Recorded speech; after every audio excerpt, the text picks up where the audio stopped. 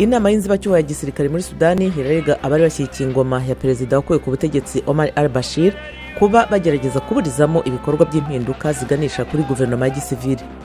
Muri Burkina Faso bashyinguye imirambo y'abantu 5 bishwe ku cyumweru kuri Kiliziya Gatolika ubwo abagabo bari bitwaje imbunda bari ku mapikipiki barashe mu bakristo basohokaga mu kiliziya.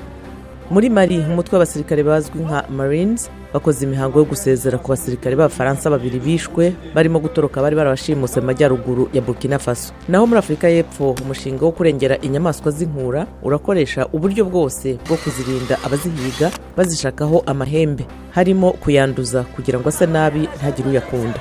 I Mogadishu ho abanyeshuri bigaragambije nyuma y'uko guverinoma ya Somalia isubitse ibizami rusange bitewe n'uko amakuru kuri ibyo bizami yari yagiye ahagaragara.